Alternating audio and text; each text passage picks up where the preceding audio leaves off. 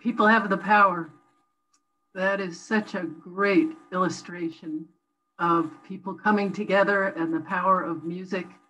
It reminds me of a Marge Piercy poem called The Low Road that ends like this. It goes on one at a time. It starts when you care to act. It starts when you do it again after they said no. It starts when you say we and know who you mean. And each day you mean one more. So good morning, everyone, and welcome to the Namaqua Unitarian Universalist Congregation. My name is Laurel Liefert, and I serve as the minister of this warm, generous, justice-loving congregation, a community of seekers, where we seek to build beloved community. We are an intentionally inclusive church that believes all people are worthy of love and all are welcome here. We are a people who know that we do not need to think alike to love alike. And whether today on this few days before election 2020, if you come here today with joy and hope in your heart, you are welcome. If you come today with fear and tears in your heart, you are welcome. We bid you welcome, you who have found room for your spirit here and who find in this people a family. Whoever you are, whomever you love, however you feel, wherever you are on your journey, we bid you welcome. I don't know whether we have any first-time visitors, but if we do, and you'd be interested in finding out more about our community, could you please type your contact information in the chat room? And Alice Kane, who's our membership chair, will reach out and let you know how to be more connected. So this Sunday, I think, is a very significant Sunday because of the timing of it. And so I'm hoping that we can together feel the strength in numbers and embody those noble words of we the people who give the consent to be governed. And so let's go ahead and begin. Well, let me mention that once again, our service will be recorded and posted on the Namaqua website. And then Janet, if you, our worship associate today, would please read the words to the chalice lighting, I'll go ahead and light it.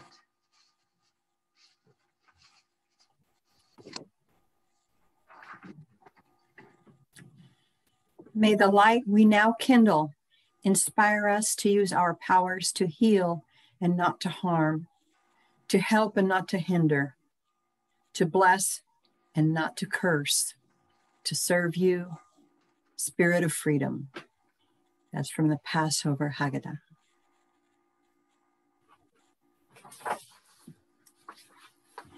And if you would, with your mic still muted, join me in saying the congregational affirmation. Love is the spirit of this church, and service its call. This is our great covenant, to dwell together in peace, to seek the truth in love, and to help one another. And now, if you'll enjoy our opening song. I have a few things to say about it. All right. Which is, this song was written by a young songwriter, singer from Brooklyn, New York, named Jean Rowe. She believes that music can build a bridge between all people and connect us all. And the song you're about to hear is an alternative national anthem for the United States. She wrote it in 2011, and the version that you'll hear here has a young man who is singing loudly and enthusiastically with her. I tried to find out who he was, but I couldn't. But I did write to Megan and Glenn because he reminded me a lot of Milo, who's one of our young rising stars at the Namaqua congregation. Because the words sometimes are a little bit hard to hear, I wanted to just quickly read you the verses, and then you'll have the pleasure of listening to this national anthem, Arise, Arise. Atlantic and Pacific flow, the Great Lakes and the Gulf of Mexico, the land between sustains us all, to cherish it, our tireless call. We reached these shores from many lands. We came with hungry hearts and hands. Some came by force and some by will, at the auction block or the darkened mill. We died in your fields and your factories, strange fruit hanging from the poplar trees, with an old coat hanger in a room somewhere, the trail of tears and electric chair. Our great responsibility is to be guardians of our liberty till tyrants bow to the people's dream and justice flows like a mighty stream. And the chorus, arise, arise, I see the future in your eyes. To a more perfect union we aspire and lift our voices from the fire.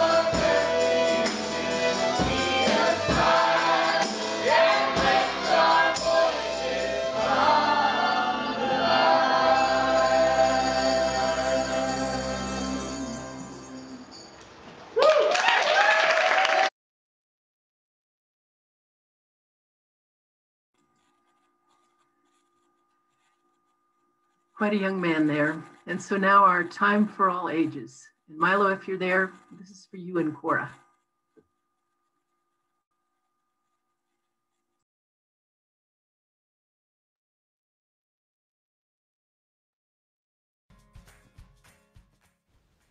Hi guys, today we're going to be reading a story called Vote for Our Future. It was written by Margaret McNamara and illustrated by Micah Player.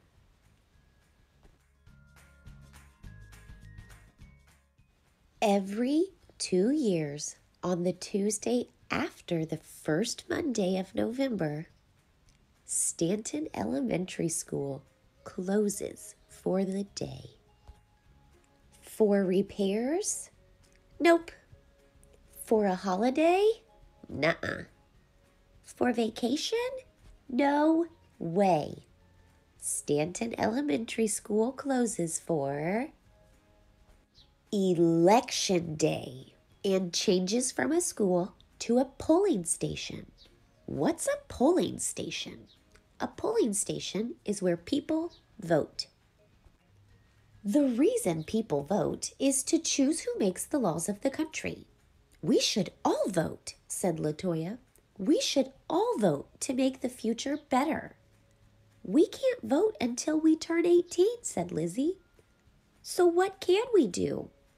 The kids of Stanton Elementary School did their research. They looked in books and made notes. They went online and found all kinds of information. They even took a trip to their local election office and picked up forms. I can't wait till I can vote for real, said Amal. Me either, said everyone else. Kids have to live with adult choices. The kids of Stanton Elementary School were ready to spread the word. Katie and her mom made flyers and handed them out. Don't forget to vote, Katie told one busy dad. I didn't even know there was an election, he said. Now you do, said Katie. Can I go with you when you vote? Jasmine asked her big sister. It's a pain to vote, her sister said. I'm not even registered, added her friend. It's not hard to register, said Jasmine. You can do it together, and I can show you how. Nadia and her auntie went door to door. Voting is a right, Nadia said. A right that women didn't have 100 years ago. One lady told them, I don't like standing in lines. I don't like lines either, answered Nadia's auntie. But if we stand in line for coffee or for a movie or at a bank, I bet we can stand in line to vote, said Nadia. Said the lady. Maybe we can. At Jaden's house, the whole family was making their voting plans. Jaden's dad was voting before work. Jaden's mom was voting after work. I've walked to that polling station every election since I could vote, Jaden's great-grand told him. But I can't walk so far anymore. A volunteer can drive you, said Jaden. Let's get you set up, said Jaden's mom. Maya and Noah and Jamal had a bake sale. Don't forget to vote, Maya said as she handed out change. I'll be away on election day, said one woman. In our state, you can vote early, said Maya. Or you can vote by mail, said Jamal. The voter's guide tells you how. Voting? What's the big deal? Asked a teenager. People fought wars so we can vote, said Maya. That's a big deal. Why should I vote? Said a sad lady. Nothing ever changes. Besides, one vote won't make a difference. Are you kidding? Said Jamal. Changes are made every day because people voted. Every vote counts. By the time it was the first Tuesday after the first Monday of November, every kid at Stanton Elementary School had spread the word to their families, to their neighbors, to friends, to strangers, to friends of strangers. The whole town had a voting plan. And on election day, voters came early in the morning before the sun was up. They waited in line with coffee. They voted for the first time and for the 50th time. They rolled in on wheelchairs. They ran in at the last minute. They came with their sons and daughters, their nieces and nephews, their brothers and sisters, their cousins and friends. On the first Wednesday, after the first Monday of November, all the votes had been counted. The results were so close, the votes had to be counted again. Some people won and some people lost. The laws of the country began to change. Stanton Elementary School went back to being a school. And the future began to change. The end.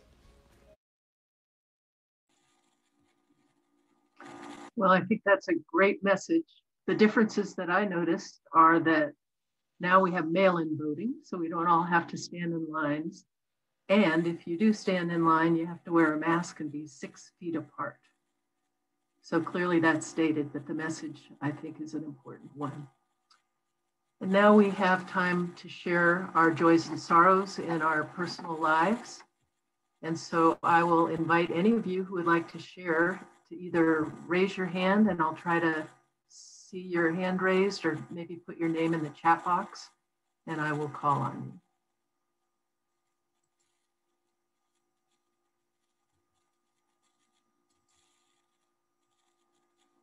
Kent? Unmute. Unmute, please. Okay, can you hear? There we go, yeah. Is that right? Yes. Yes. I have gone through so many different series of things when they said, oh, well, you have prostate cancer and we'll give you some treatment. And there was a whole bunch of us that went to the hospital there where they do it on Harmony Street in Fort Collins. And it's a simple radiation treatment, and it's about 15 minutes. But you have to go every day and plan for that time and get there, which I did. And then I have to meet a few weeks later with the person who absorbs it and tells you what they observed from the treatment and x-rays. And I come out okay, still a little bit they have to check. And I had to go on to get my teeth taken care of, and I had 2 teeth pulled, and I have to go back to get them fixed and get a root put in, and that spreads out over 4 or 5 months. And then I had to see a woman who does neuropsychology, which is seeing what little things have gone in your brain that might affect you in some way. I never knew about it, but yeah, they said, well, it could be that you slowed down here and slowed down there. And I had the feeling that they're trying to put me into this very rigid box that everybody else is supposed to be.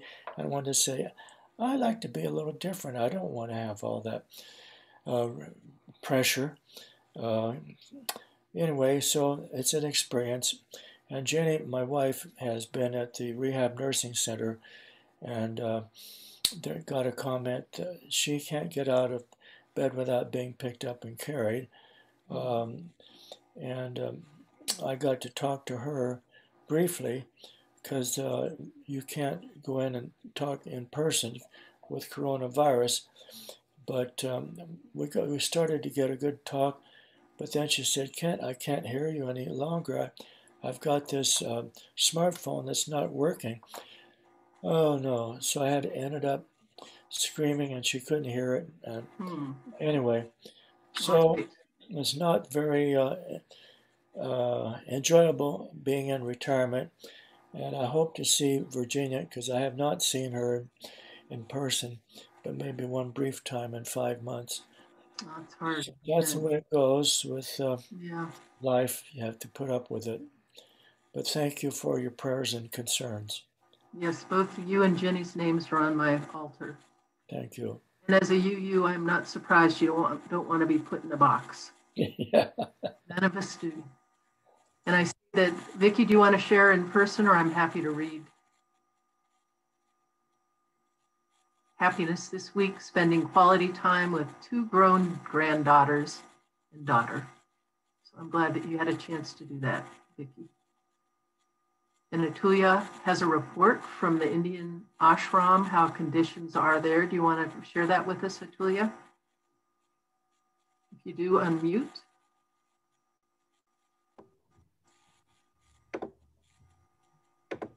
So I talked to my friend this morning. I'm not belittling anybody's suffering because I get all sad. I just don't have the people around me who I might want to have there, or for no reason at all, actually. But so my friend has had these eye operations. One eye works, one doesn't work. She has to go to the hospital. Every time she does that, she has to be in quarantine for 2 weeks. That means she's in a room separate from the other people in the ashram, who are all in quarantine in their rooms anyway, isolation.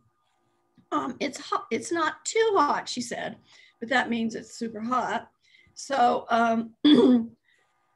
tonight, it's night now there, she's supposed to give a note about what she wants to eat. She said, since there wasn't anything else, cheesecake, which is what you might call cheesecake, but it's a tiny little piece of something, and a roll. So they came and there was only the roll and no cheesecake, and she doesn't have anything else there. She has a couple oranges in the refrigerator, and everybody's in their rooms. It's real strict. You can't even leave the country. Yeah. So. All right. Well, thank you for the update. And we'll send our prayers to them. And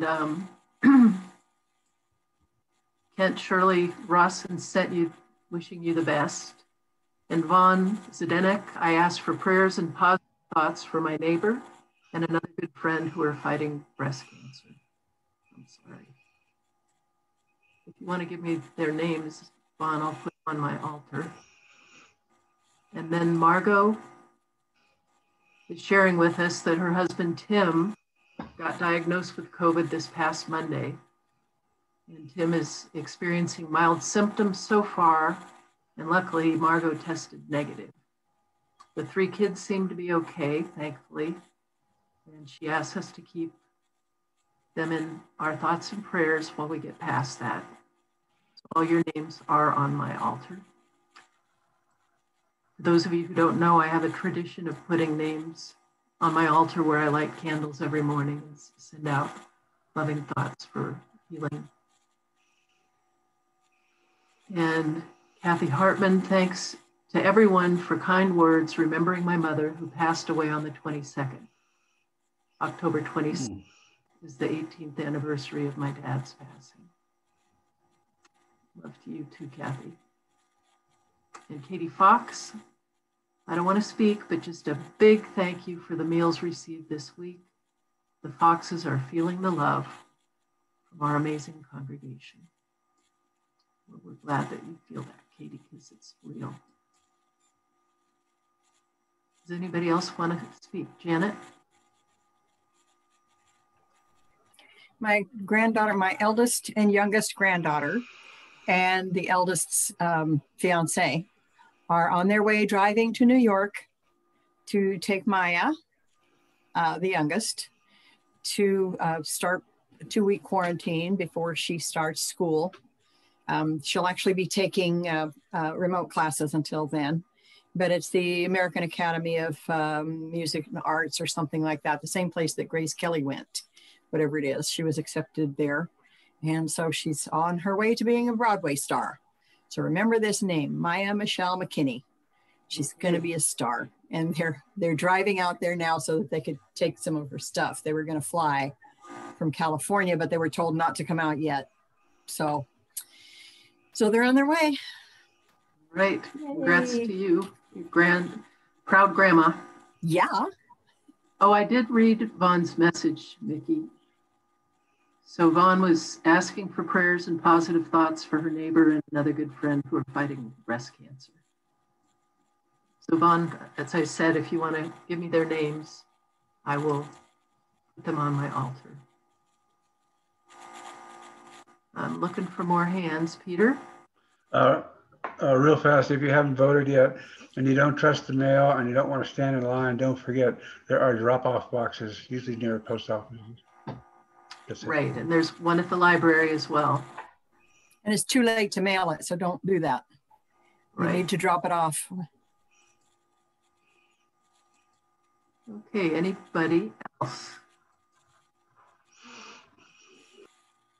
I wanted to say that that wasn't a sad message, because the way that that she's looking at it, all her problems, is that it's just okay and other people are suffering more. So there's no sadness. Got it. Okay, Suffering, I mean, she'll get some more food tomorrow. so she's embodying equanimity. Yeah, don't feel bad. All right, I won't feel bad. They're fine. They're with like a realized being right there in their midst. So we can. All right. Well, we can still send out love and prayers to them. Yeah. Anybody else?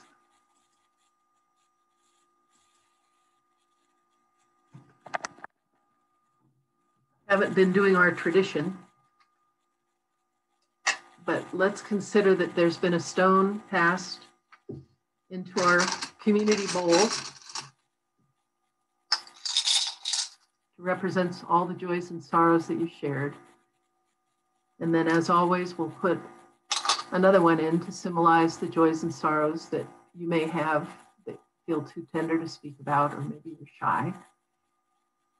And then I'll put two more in to represent the candles that I have lit behind me on the altar. And these are for the joys and the sorrows of the world. So we know that there are countless joys and also countless sorrows.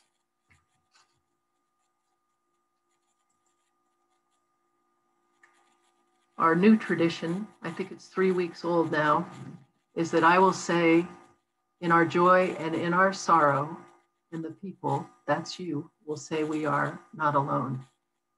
So let's do that again today. In our joy and sorrow, we are not alone. Thank you. And Janet, time for your reflection.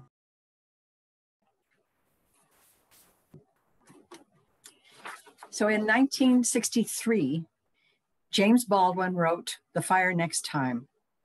And in it he said, quote, "If we, and I mean relatively conscious whites and the relatively conscious blacks, who must, like lovers, insist on or create the consciousness of others, do not falter in our duty now, we may be able, handful that we are, to end the racial nightmare and achieve our country and change the history of the world."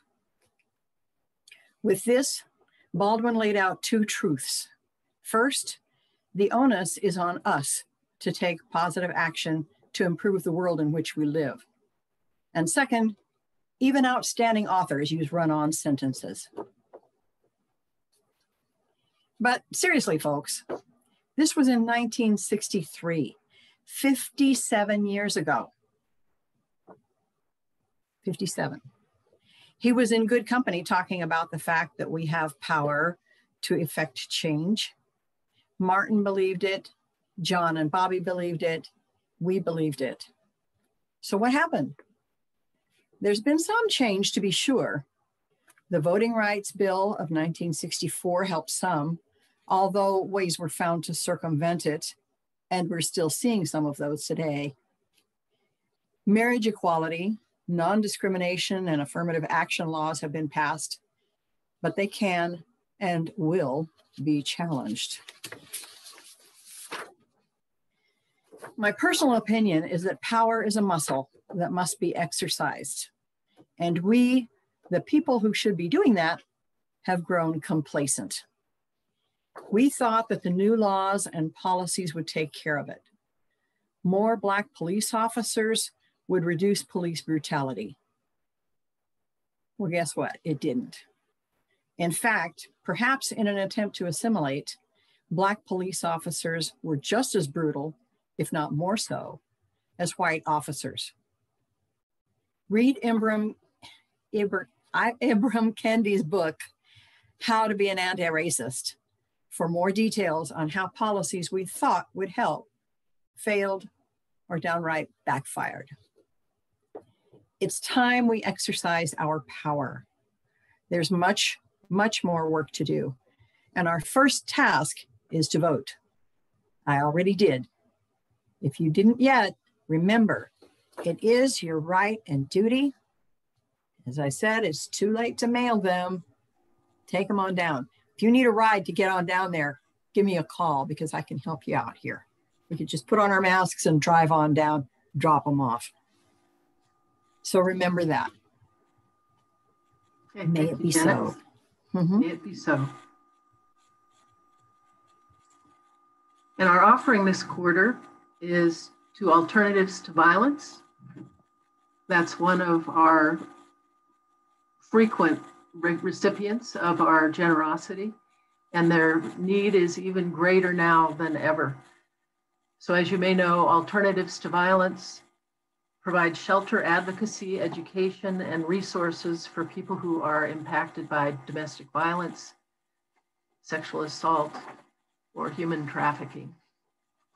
And what I mean by the need being greater than ever is that apparently they have 70% more applicants this year than the same time last year. They've already filled all their available beds, and they are now having to rent hotel rooms for the additional links. And so Chad, our Zoomer today, just put the donate button in the chat box. So if you'd like to donate that way, please do so. And remember, you can always mail something for our collection plate to the church. And for our offertory, enjoy this song by Mammoose that is called We Shall Be Known. This is also something that we have played before, but you'll see that this version was for an ordination of one of my colleagues, Emily Conger.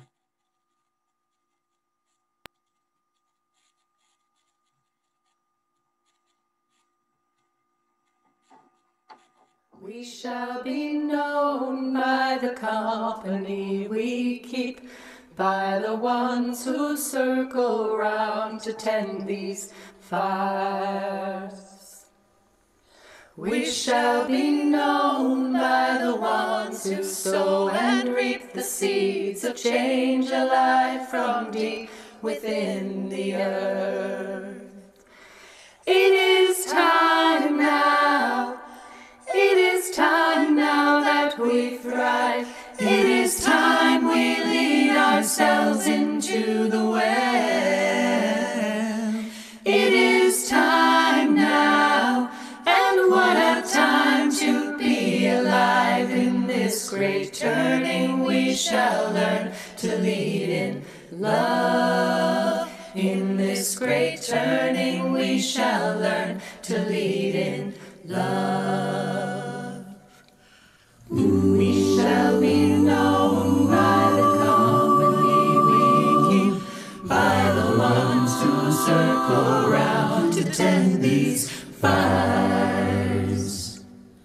We shall be known by the ones who sow and reap the seeds of change alive from deep within the earth. It is time now. It is time now that we thrive. It is time we lead ourselves into the well. It is time now, and what a time to be alive. In this great turning we shall learn to lead in love.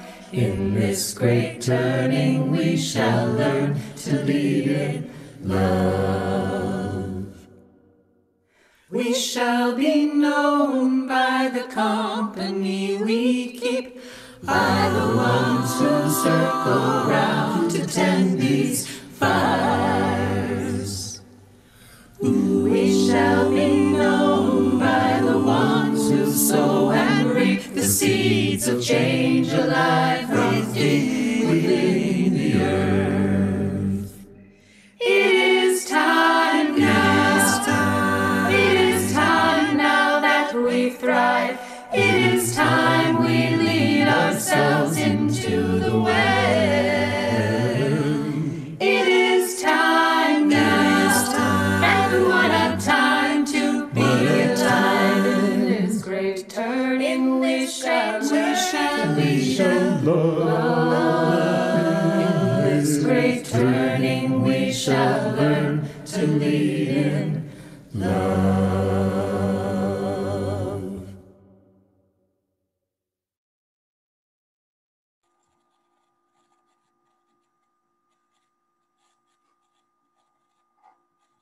I don't know if any of you recognize the painting that was behind me. It is from when I was installed as your minister. And it was Jennifer Klein and some others who painted Yosemite Falls, knowing how special that spot was to me. So it's one of my most precious things. In this great turning, may we learn to lead in love. David Korten is a white American author, former professor at the Harvard Business School, political activist who is best known for his book called When Corporations Rule the World.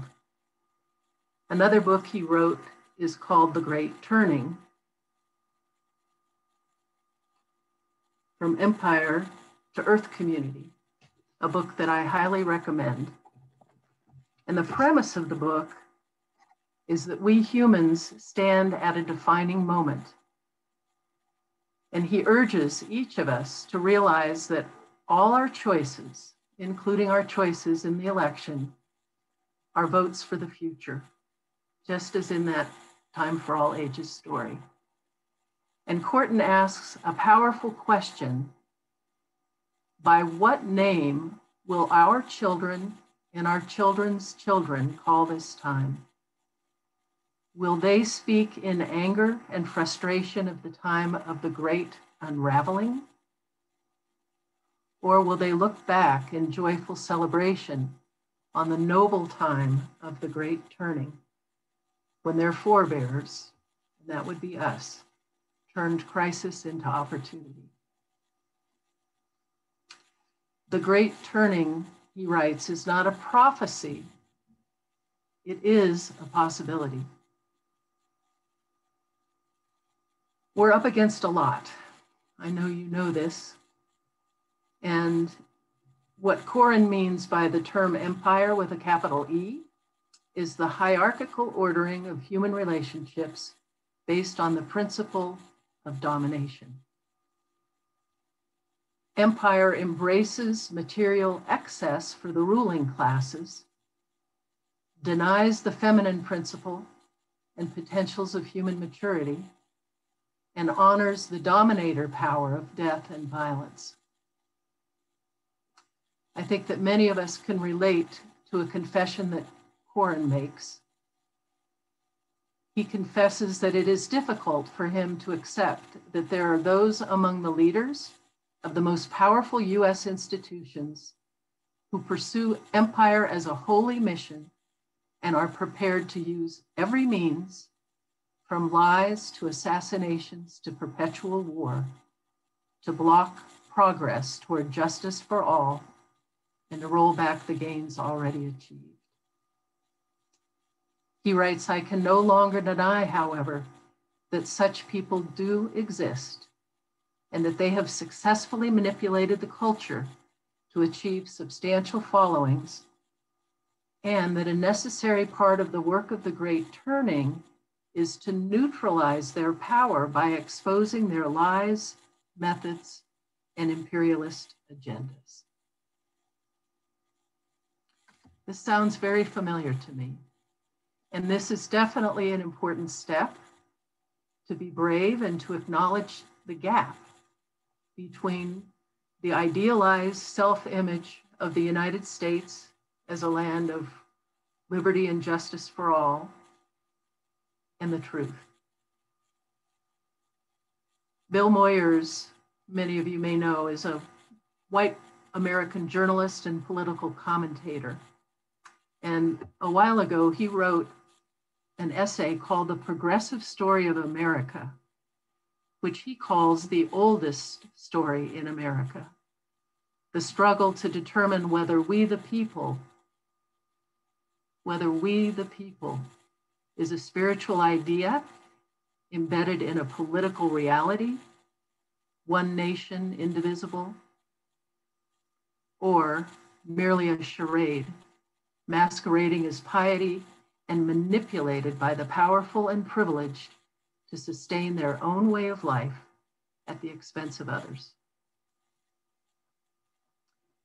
The truth is that we are living in a time that is fraught with bad news, with challenges that are impossible to ignore. The fires here in the West make evident the truth of our climate crisis. The murder of George Floyd and Breonna Taylor and others make evident the truth of systemic racism, as does the separation of families at the border and the detention of people who come here seeking asylum. And then there's the pandemic, once again on the rise, keeping us physically distant, and some of us ill at a time when we need one another now more than ever. For many of us, our anxiety is coming to a kind of thunderous crescendo because of the upcoming election. And if the election night doesn't deliver results, and we wonder what will happen next and what we can do, this morning my message is, don't give up. No matter what the election results turn out to be, we will have a role to play in continuing the work of the great turning.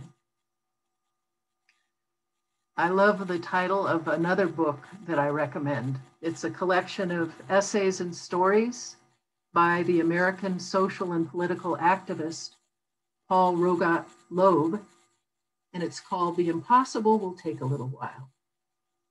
So some of you may recognize those are the lyrics from a Billie Holiday song. She sings, "The difficult I'll do right now. The impossible will take a little while." So Loeb's book is about hope. And he admits that moments of despair and doubt are inevitable, but history, he says, shows us that the proverbial rock can be rolled, if not to the top of the mountain, at least to the next plateau, and then to the next, and to the next. And simply pushing the rock in the right direction is a cause for celebration. History shows that progress can be the result of charismatic leaders, but it is often the result of many people like us, taking small steps together over a long period of time. Hope is not about certainty or believing that we will ourselves reach the promised land. It's a way of looking at the world and a way of living day to day. Knowing that our actions can matter even when circumstances look like change is impossible, because we're up against the dominant force and wealth of the empire. I know that I get a tremendous amount of inspiration and hope from what is now our second source of the living tradition of Unitarian Universalism. A small group of us just recently finished studying those sources, and you may recall that the second one is Words and Deeds of Prophetic People, which challenge us to confront powers and structures of evil with justice, compassion, and the transforming power of love. Well, we recently lost one of these prophetic people with the death of John Lewis last July. So John Lewis, as you probably know, was a civil rights leader who served in the US House of Representatives for Georgia for 33 years. And Krista Tippett, who's the American journalist and author, she hosts the public radio show On Being. She interviewed John Lewis and includes some excerpts from her interview in her book, Becoming Wise, an Inquiry into the Mystery and Art of Living.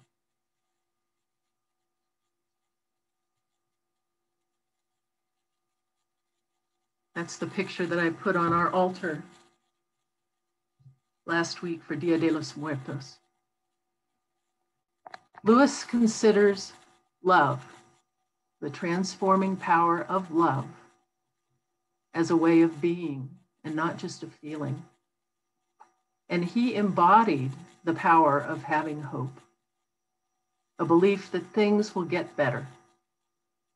He asked, what if the beloved community were already a reality, the true reality, and people like him simply had to embody it until everyone else could see?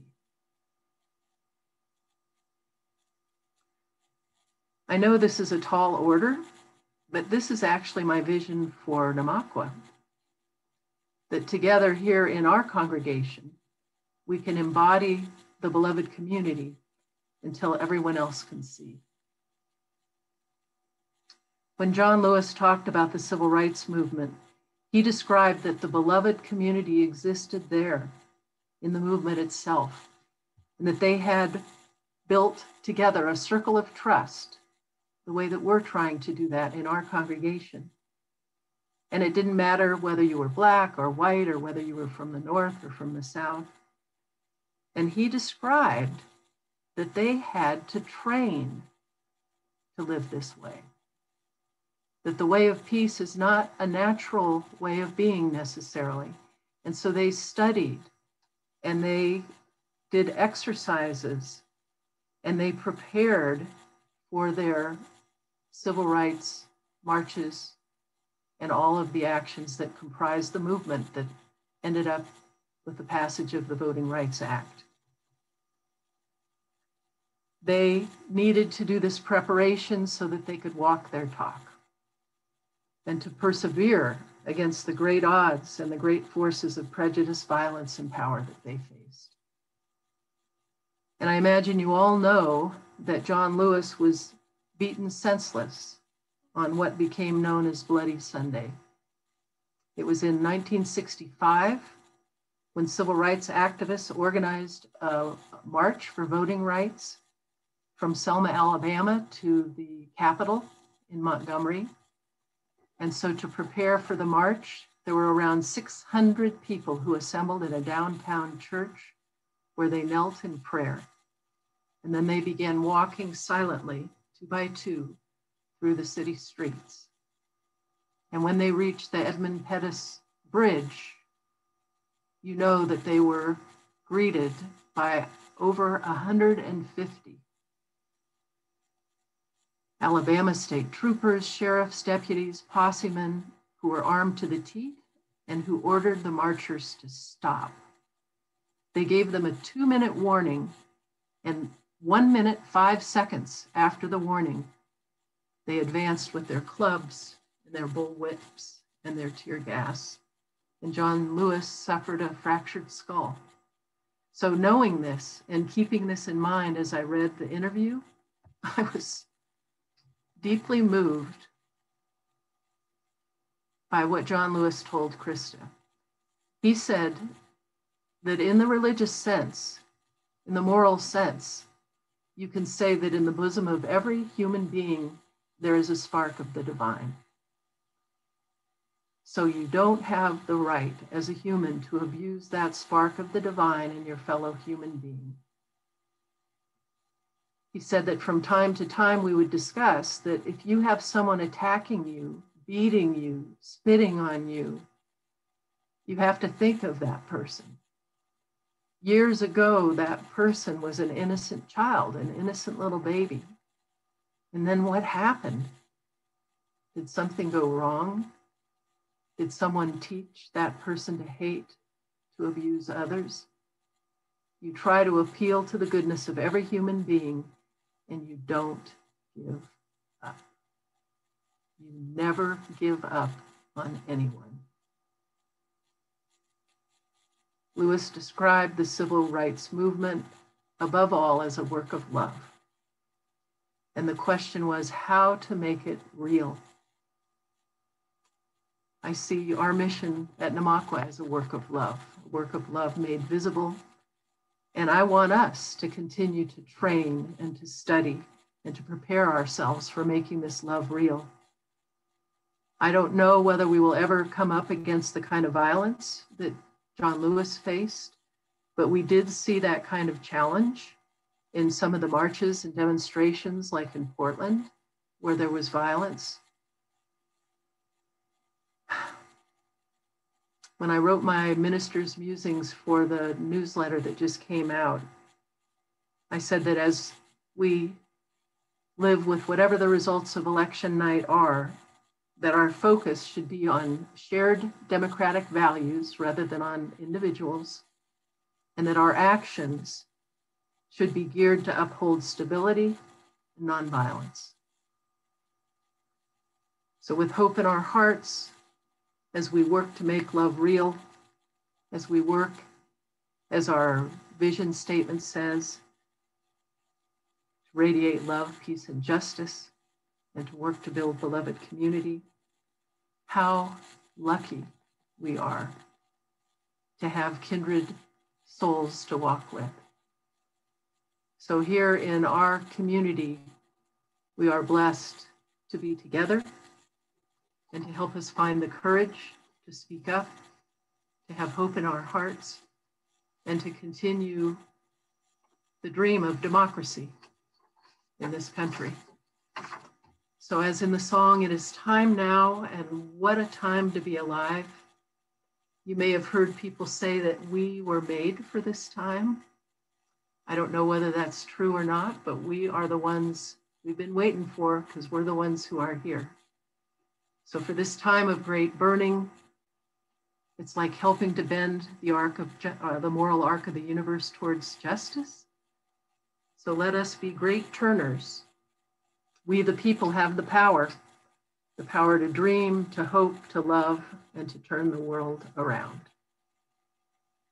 So may it be so. And we end with a song that also shows the power of the people, as we saw in the flash mob at the beginning with the piece of Beethoven in Hong Kong. And so now let us enjoy Patti Smith singing People Have the Power.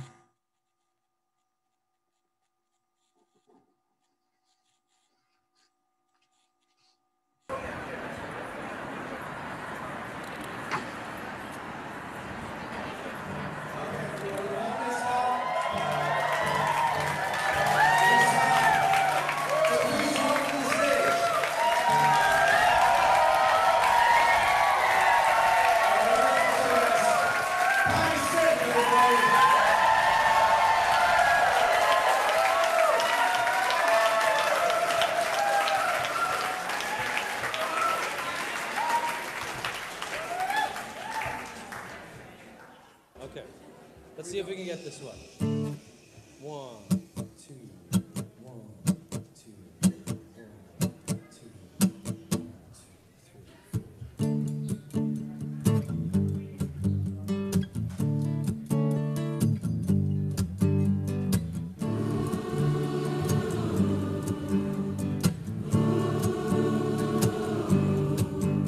I was dreaming in my dreaming, well, of an aspect bright and fair, and my sleeping, it was broken, but my dream, it lingered near, in the farm of shining valleys, where the pure air rarefied, and my senses are newly opened.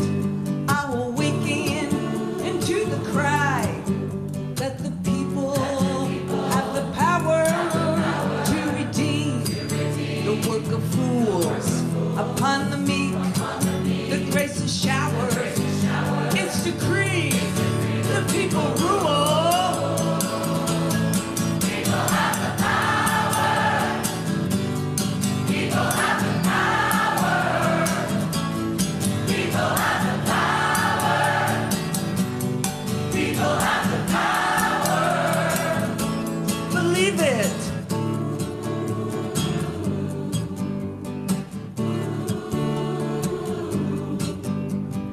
Aspects became suspect and bending low as if to hear, and the armies ceased advancing because the people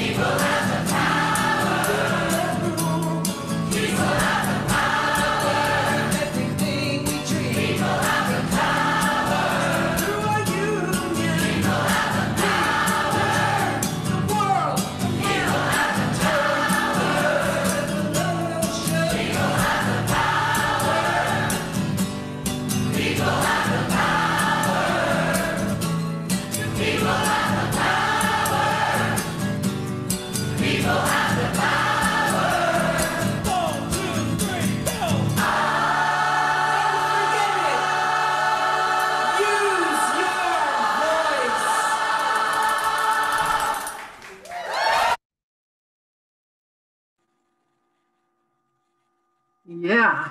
Oh. All right, Janet. Don't you wish we were in the sanctuary? Because we would be jumping up and down. I can feel that power flowing through my body. I hope you can feel it flowing through yours. Let's go ahead and extinguish our flame. As we extinguish this flame, let us carry the embers with us and let their warmth remind us that the most powerful are the gentlest and most loving. May the memories of John Lewis and Ruth Bader Ginsburg stay with us and strengthen our power to act for the good of all.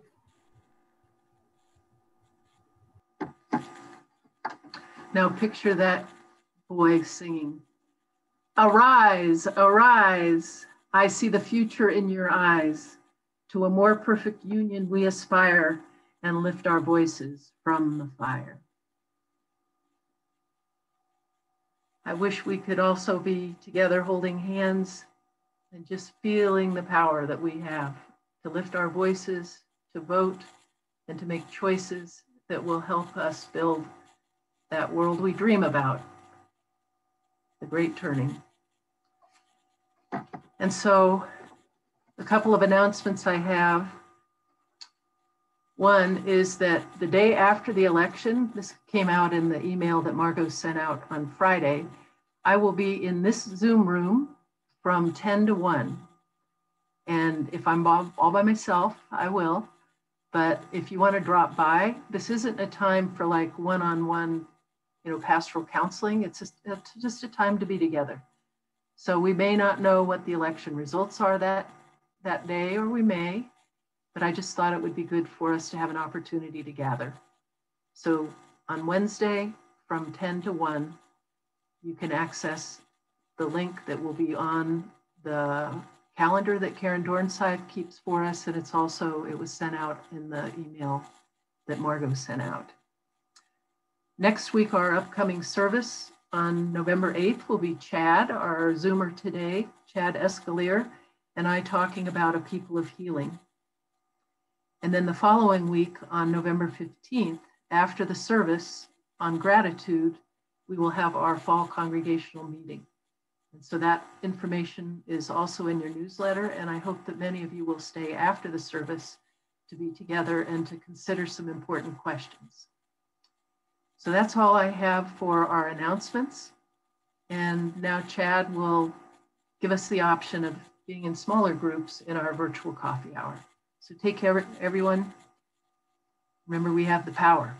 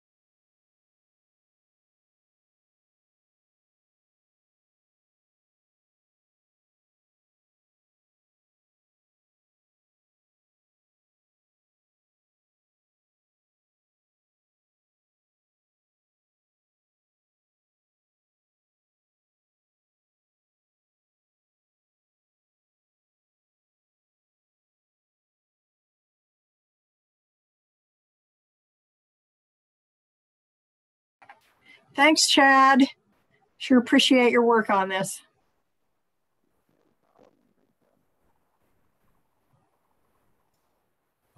Bye, everybody.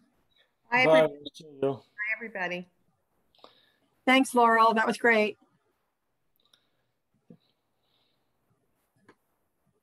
Laurel, are you still there? Laurel, are you still there? Yeah, she Oh, is. I'm here. Yeah, I just was on mute. Count Coffee just called. Jackson, Nancy Quick's dog, passed away. Oh, I love Jackson. Was he old? Oh, yeah. Yeah. Oh, And I've noticed lately, very lethargic and eyes very sad. So I knew he wasn't feeling well. Yeah. oh, she must be so sad. He was such a sweet boy. Yeah. that's Wow. terrible. So I Yeah. just thought you'd like to know. Thank you. Thanks for sharing the sad news, but I would like to know. Yeah. Yeah, he was one of my favorite parts about going to that office. Right. Hmm. Yeah. Aw. Marie, I'm glad you were here. Can't see you or hear you, but see you're here. Yep. Hi, Marie. Hi, Marie. We love you. And Chad, thanks. Maybe, Chad, we could talk even now about next week's service if you'd like. Okay. See you guys later. Love you. Bye. So we could just talk on the phone, but you want me to give you a call?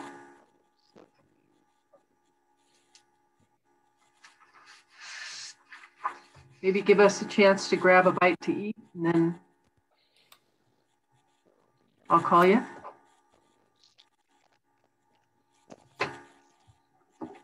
Well, maybe you've already left. So I'm going to give you a call, Chad, if you can hear me.